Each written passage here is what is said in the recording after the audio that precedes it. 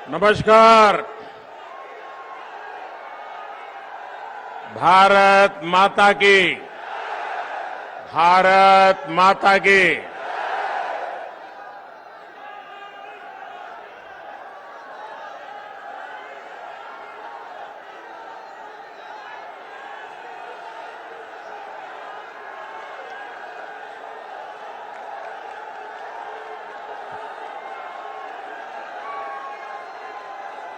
मैं सोच रहा था, इतने दिनों से आप सब चुनाव अभियान में लगे हैं, लेकिन मैं देख रहा हूं आपकी ऊर्जा भी बढ़ रही है, उत्साह भी बढ़ रहा है।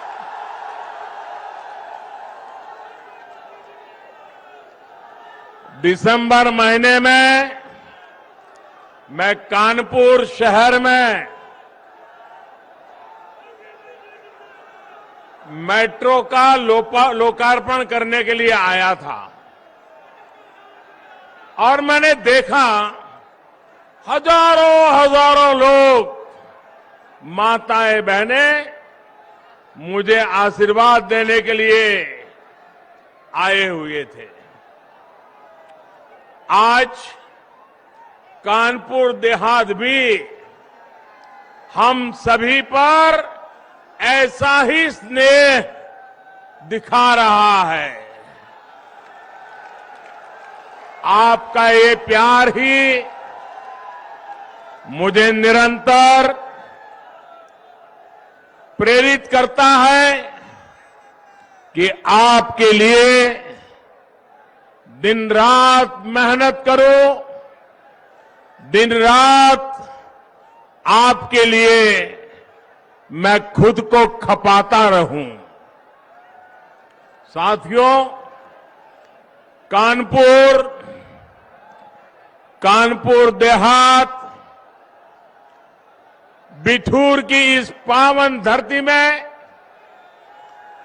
हमें गुरु परंपरा से लेकर आजादी तलक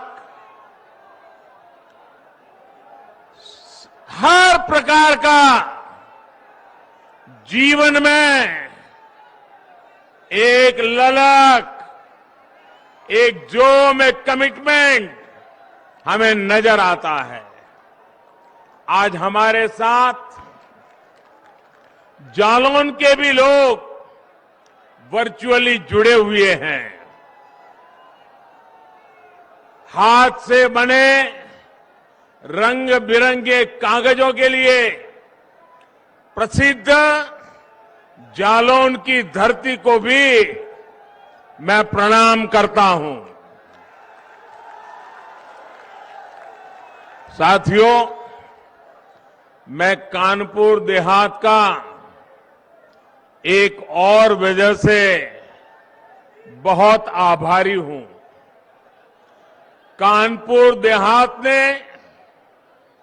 अपने सपूत को देश के सर्वोच्च पद पर भेजा है।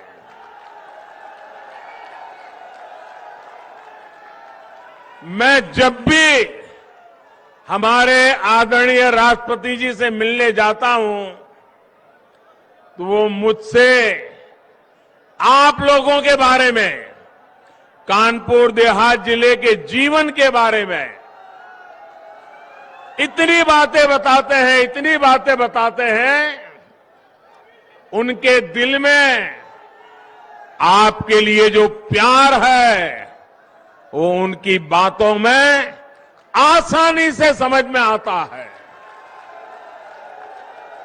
साथियों,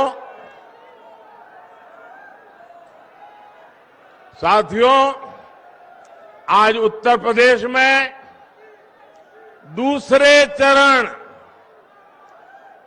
और उत्तराखंड में और गोवा में मतदान हो रहा है।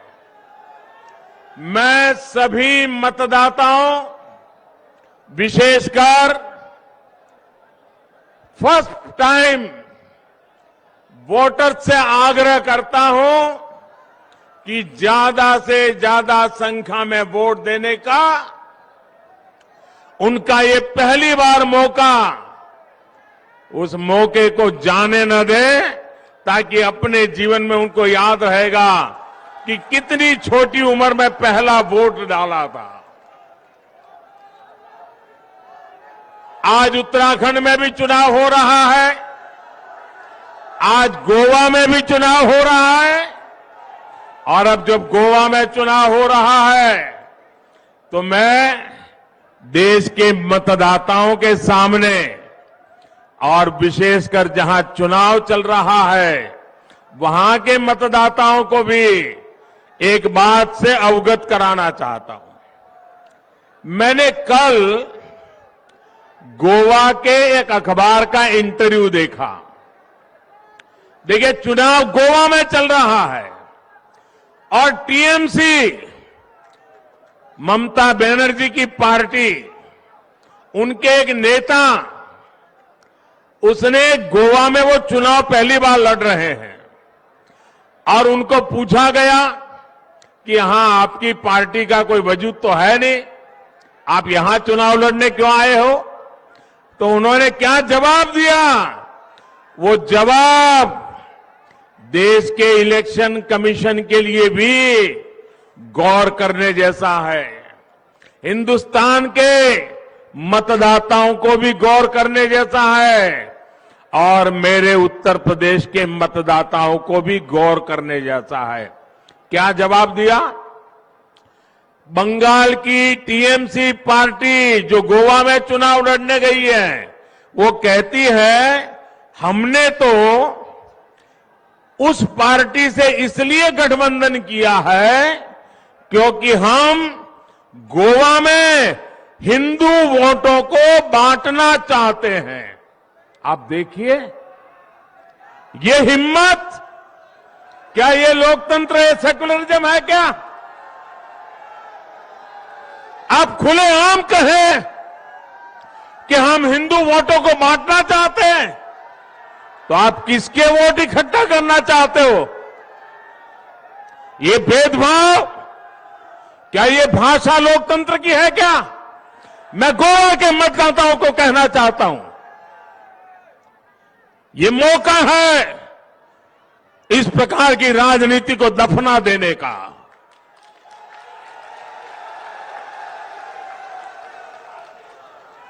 मेरे प्यारे साथियों,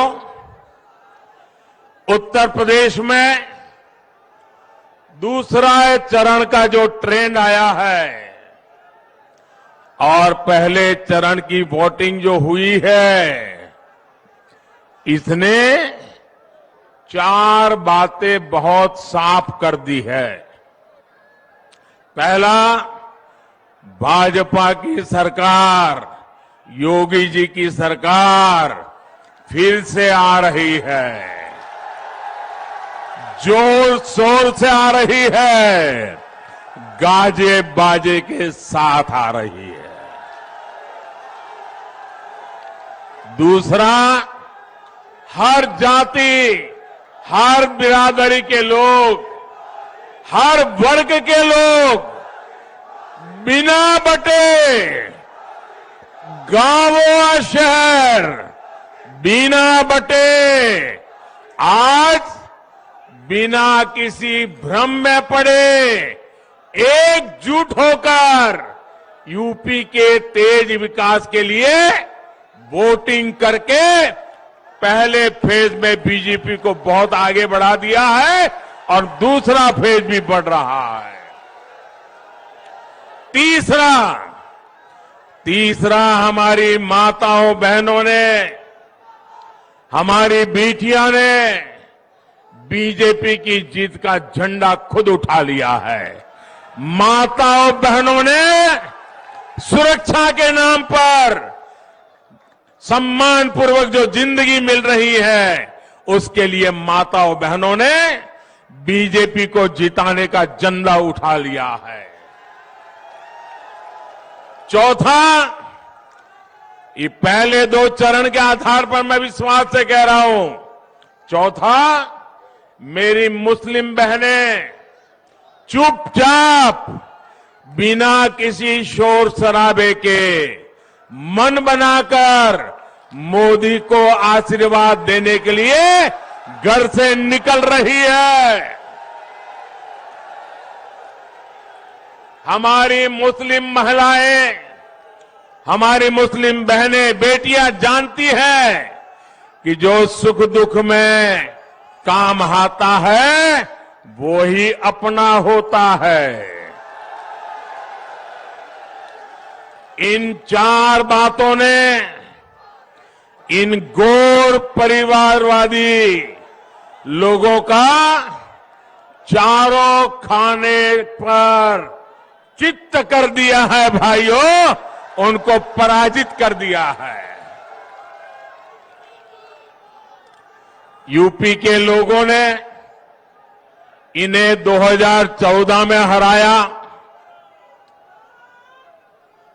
17 में फिर से हराया,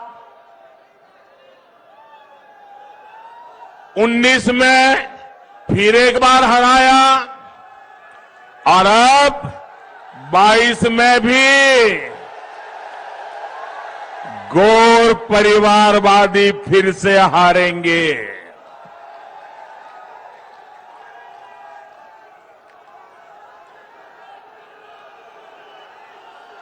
इस बार उत्तर प्रदेश में रंगों वाली होली 10 दिन पहले ही मनाई जाएगी।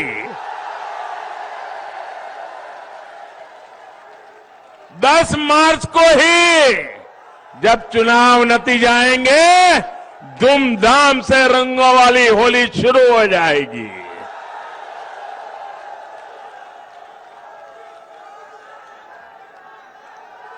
भाजपा की प्रचंड जीत की खुशी मनेगी।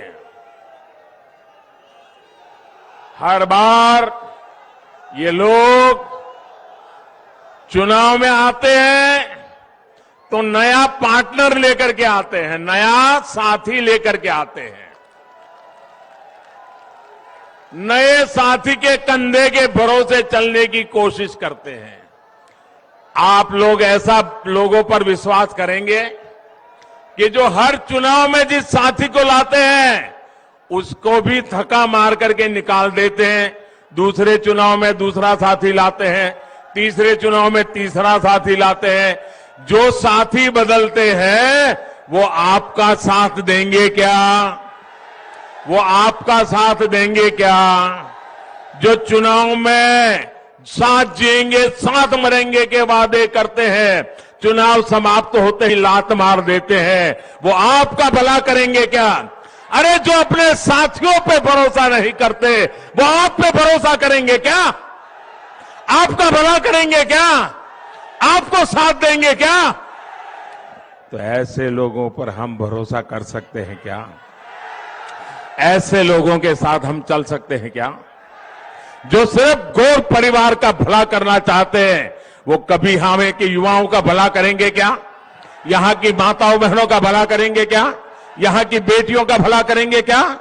और इसलिए भाइयों बहनों, मैं आपसे आग्रह करने आया हूं, सारी समस्याओं का समाधान विकास में ही है। हमें विकास के रास्ते पर चलना है।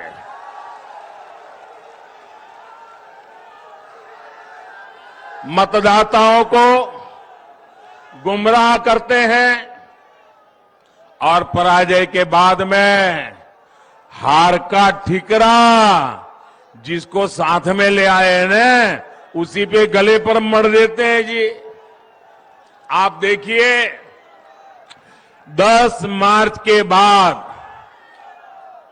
कैसे ये लोग अपने नए साथी को कोसना शुरू करेंगे।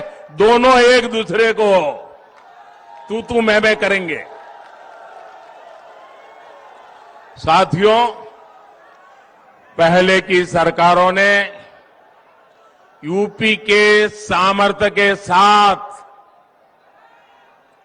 इंसाफ नहीं किया। इन लोगों ने यूपी को लूटा, दिन रात लूटा और यहां के लोगों को अपराधियों, दंगाइयों, माफियाओं के हवाले कर दिया। ऐसा हुआ था कि नहीं हुआ था? आप ऐसी मुसीबतें में जीते थे कि नहीं जीते थे? असुरक्षा थी कि नहीं थी? इन लोगों ने तरीका ऐसा बनाया था कि परिवार के हर सदस्य को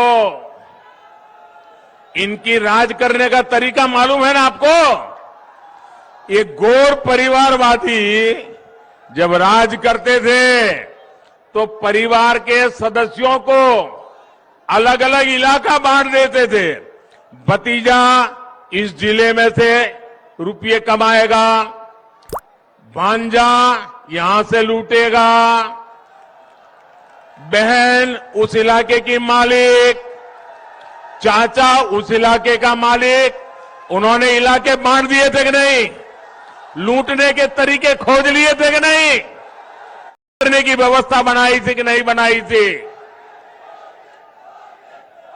वही आपका एरिया लूट लो।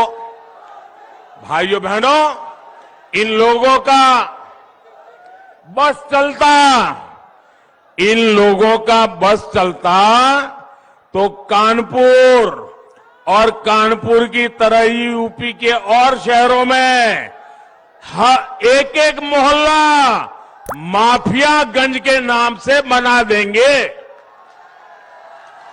क्या हर शहर में माफियागंज मोहल्ला चाहिए क्या? हर नगर में माफियागंज मोहल्ला चाहिए क्या? ये माफियाओं से मुक्ति चाहिए कि नहीं चाहिए? याद करिए, पहले किस तरह गरीब के, मध्यम वर्ग के, व्यापारी कारोबारी के घरों पर, जमीनों पर अवैध कब्जा हो जाता था। योगी जी की सरकार ने इन भू माफियाओं पर ऐसी शक्ति दिखाई, ऐसी शक्ति दिखाई कि उनकी माफियागिरी आखिरी सांसें गिन रही है। उनकी माफियागिरी आखिरी सांसें गिर रही है। अगर उनको सपा जैसा डॉक्टर मिल गया तो फिर से सांसें दौड़ने लग जाएगी। अब ये परिवारवादी इन माफियाओं को नई ताकत देने का बहाना ढूंढ रहे हैं, इसलिए उनको सरकार चाहिए। आपने देखा कि बीते कुछ दिनों में कितने ही वीडियो निकले हैं। आपने देखा होगा वीडियो, इनके गुंडों ने उनकी जो वीडियो आई है, उन्होंने पत्रकारों को भी छोड़ा नहीं है। भाइयों बहनों, पत्रकारों को भी बुरी तरह से पीटा है, क्योंकि उस पत्रकार ने सच बोलने की हिम्मत दिखाई है। यूपी के लोगों को इनसे सतर्क रहना है। इन लोगों का सरकार भी लौटने नहीं देनी है। भाइयों और बहनों, गरीब का कल्याण, उसका सशक्तिकरण भाजपा की सर्वोच्च प्राथमिकता है। आप याद करिए, 2017 से पहले जब इन गौर परिवारवादियों की सरकारें थी, तब आए दिन यूपी में राशन घोटाले की खबरें आती थी कि नहीं आती थी? राशन घोटाला होता था कि नहीं होता था? गरीब का राशन मार लिया जाता था कि नहीं मार लिया जाता? इन लोगों ने लाखों फर्जी राशन कार्ड बनाकर राशन माफियाओं का दानव ऐसा पैदा कर दिया था जो गरीब को भूखे रहने के लिए मजबूर करता था। डबल इंजन की सरकार ने फर्जी राशन कार्डों के इस खेल को खत्म कर दिया। आज यूपी के करोड़ों नागरिकों को मुफ्त राशन का डबल बेनिफिट मिल रहा है, पूरा बेनिफिट मिल रहा है। यही कारण है कि 100 साल के बाद इतने बड़े संकट में, इतनी बड़ी दुनिया की महामारी, दुनिया की इतनी बड़ी बीमारी में भी गरीब का चूल्हा जलता रहा है भाई। और मेरी माताओं बहनों, संकट अगर आ भी गए हैं, ये मोदी है, मेरी गरीब मां बहन का चूल्हा कभी बुझने नहीं देगा।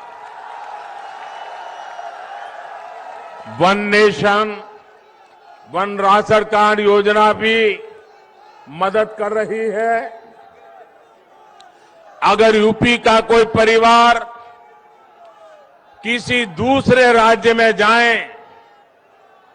अगर वो उत्तर प्रदेश से मानो गुजरात चला गया, महाराष्ट्र चला गया, कर्नाटक चला गया, पंजाब चला गया, तो उसको अब उसके राशन कार्ड भले यूपी का होगा, उसको पंजाब में भी राशन मिलेगा, महाराष्ट्र में भी राशन मिलेगा, मुंबई में भी राशन। एक राज्य से दूसरे राज्य कोई जाएगा, गरीब आदमी भूखा नहीं मरेगा। भाई और बहनों, डबल इंजन की सरकार का काम कैसा होता है, एक गरीबों को पक्के आवास की योजना में भी दिखता है। पहले की सरकार ने पूरे कार्यकाल में गरीबों के लिए घर बनाने में कितनी उदासीनता रखी। मुझे बताइए, भारत सरकार पैसे भेजे, गरीब को घर चाहिए, मोदी घर बनाना चाहता है, लेकिन 2014 में यहां ऐसी सरकार थी, वो गरीबों के लिए घर बनाने के लिए तैयार नहीं थी। ये योगी जी की सरकार बनने के बाद काम हुआ और मुझे खुशी है, हमने जो पैसा दिल्ली से भेजा, पाई पाई का उपयोग हुआ और उत्तर प्रदेश में 34 लाख, आंकड़ा सुन लीजिए भैया, 34 लाख पक्के घर गरीबों को बना करके दिए गए। 34 लाख। कितने कितने भैया, कितने? 34 लाख। और आज एक घर की कीमत होती है कितनी भाई? लाखों में होती है कि नहीं होती है? इसका मतलब उत्तर प्रदेश में 34 लाख गरीब जो उनको घर मिला, वो लखपति हुए कि नहीं हुए? मोदी ने आकर के 34 लाख गरीबों को लखपति बनाया कि नहीं बनाया? योगी जी ने लखपति बनाया कि नहीं बनाया? और इसमें भी 13 लाख घर हमारे दलित भाई बहनों को मिले हैं। भाइयों, कोई भेदभाव नहीं। भाइयों और बहनों, गौर परिवारवादियों ने उत्तर प्रदेश की महिलाओं की कभी इज्जत नहीं की, कभी उनका दुख दर्द नहीं समझा। किसी भी मजहब की महिलाएं हो, किसी भी पंथ की बेटियां हो, हमारी सरकार बिना भेदभाव उनके हितों की रक्षा में जुटी है। जन धन बैंक खाते खुले, सबसे ज्यादा लाभ बेटियों को हुआ। मुद्रा योजना हो, सबसे अधिक लोन बेटियों को मिले। स्वयं सहायता समूहों के बिना गारंटी ज्यादा पैसा देना हो, सबसे अधिक लाभ हमारी मां बहन बेटियों को मिला। नल से जल हो, बेटियों की सुविधा सबसे अधिक बढ़ी। घर घर शौचालय बने, इज्जत घर बने, तो बहनों बेटियों को अपमान से, पीड़ा से मुक्ति दिलाने का काम भी मोदी और योगी सरकार ने किया।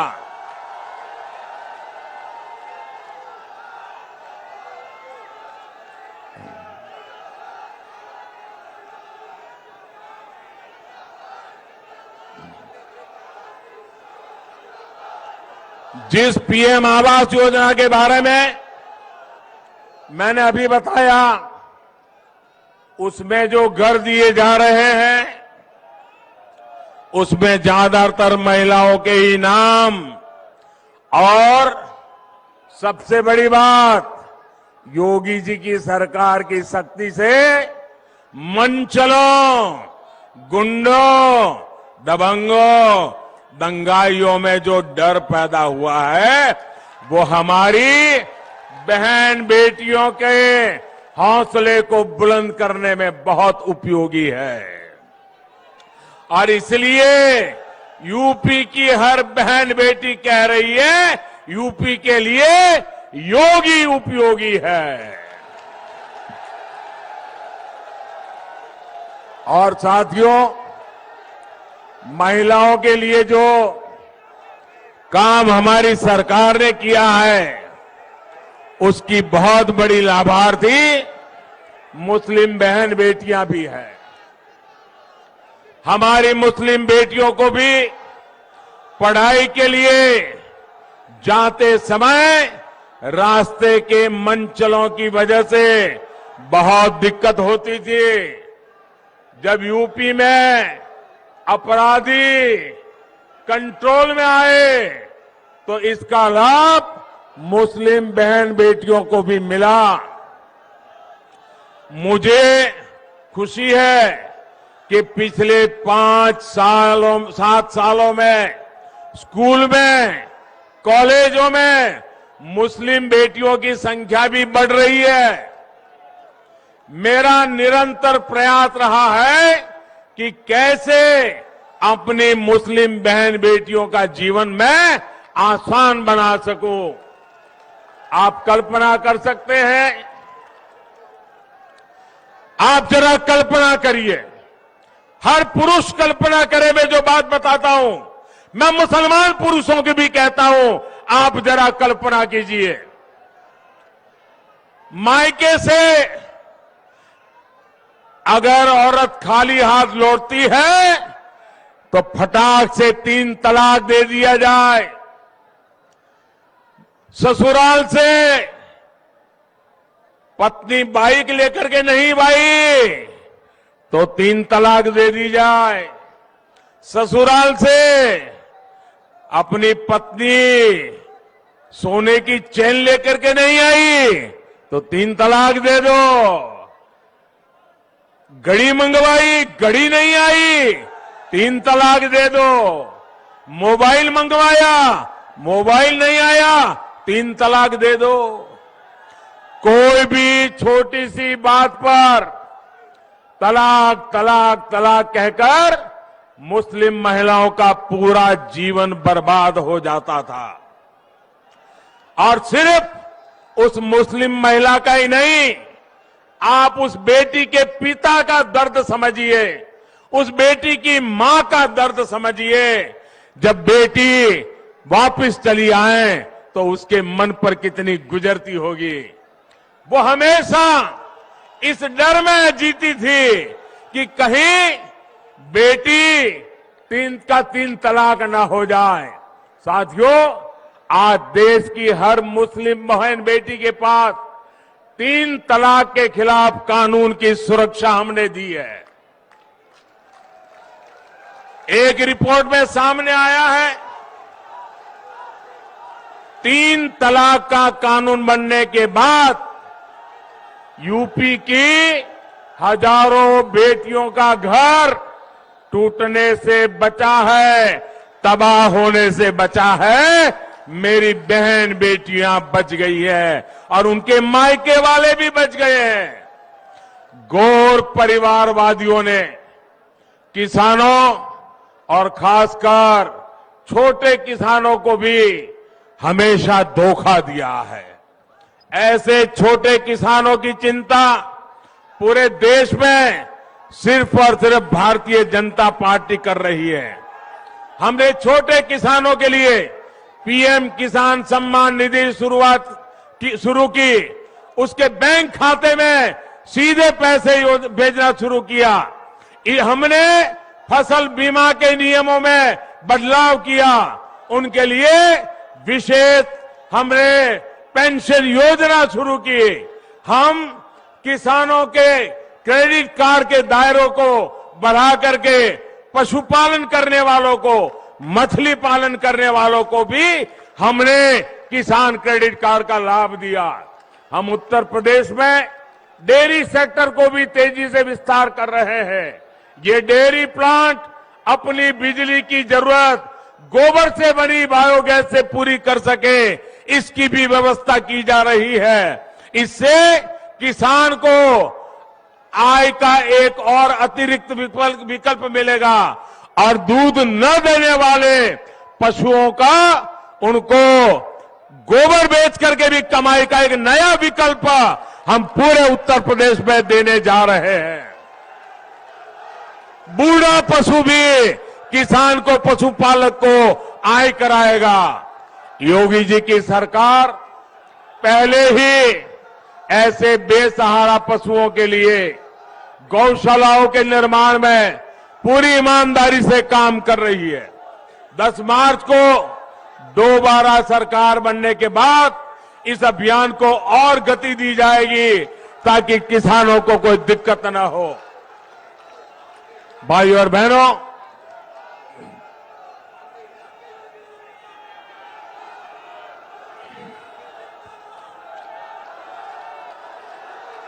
गन्ना किसानों के हितों को ध्यान में रखते हुए हमारी सरकार बायोफ्यूल के इस्तेमाल को भी लगातार बढ़ा रही है। यूपी के किसानों को हजारों सोलर पंप ये भी हम मुहैया करा रहे हैं। जब खेत में ही सोलर पावर से बिजली पैदा होगी तो आप अंदाज कर सकते हैं कि किसान का कितना लाभ होने वाला है, कितना पैसा बचने वाला है। हमारी कोशिश है हमारा अन्नदाता ऊर्जा दाता भी बने, इसके लिए भी हम काम कर रहे हैं। इस बार भाजपा ने संकल्प पत्र जारी किया है, उसमें भी बिजली से लेकर खेती किसानी से जुड़े बड़े संकल्प लिए गए हैं। 10 मार्च को सरकार बनने के बाद इन संकल्पों पर तेजी से काम किया जाएगा। भाजपा सरकार गंगा जी के किनारे बसे लोगों में प्राकृतिक खेती, केमिकल फ्री खेती को भी प्रोत्साहन दे रही है। भाइयों और बहनों, आज भाजपा की डबल इंजन सरकार यूपी को आधुनिक सुविधाएं देने में भी जान से जुटी हुई है। आप सोचिए, अगर इनकी सरकार होती तो यहां से गुजरने वाले यहां पर जो डेडिकेटेड फ्रेट कॉरिडोर इतनी तेजी से आगे बढ़ता क्या? अगर इनकी सरकार होती तो क्या Purvanchal express way, Bundelkhand express way इतनी तेजी से काम कर पाता क्या? कोरोना काल में भी कानपुर मेट्रो पर कितनी तेजी से काम किया गया, ये आपने भी देखा है। इनके रहते क्या यहां डिफेंस कॉरिडोर के निर्माण संभव हो पाते? इन लोगों ने जो फिरौती का, गुंडागर्दी का, कर्फ्यू का माहौल यहां बनाया था, दंगों का माहौल यहां बनाया था, लगभग कौन यहां निवेश करने आता? साथियों, माफियावादियों ने कानपुर में उद्योगों को तालाबंदी की तरफ धकेला। डबल इंजन सरकार कानपुर में मेगा लेदर पार्क बना रही है। जो पहले सरकारों में थे, इन्होंने विदेशी आयात को प्राथमिकता देकर जालौन के कागज उद्योग को भी बर्बाद कर दिया था।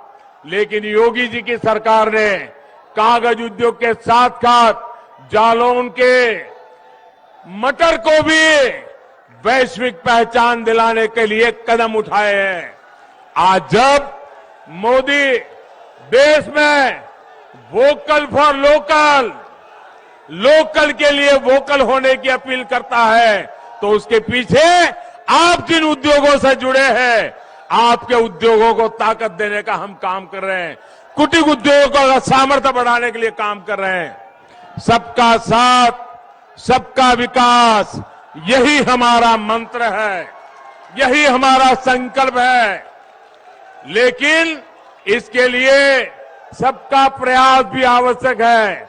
आपके एक एक वोट का योगदान बहुत आवश्यक है। इसलिए याद रखिए भाइयों बहनों, आज इस सभा के बाद आप घर घर जाएंगे। आप इस सभा के बाद घर घर जाएंगे, घर घर जाएंगे, घर घर जाएंगे। हर परिवार को मतदान के लिए समझाएंगे, ज्यादा से ज्यादा मतदान करवाएंगे, भाजपा के कमल पे वोट डलवाएंगे, योगी जी की सरकार बनाएंगे, पक्का करेंगे। कमल निशान, कमल निशान, कमल निशान, ये घर घर पहुंचाएंगे। पहले मतदान, फिर जलपान।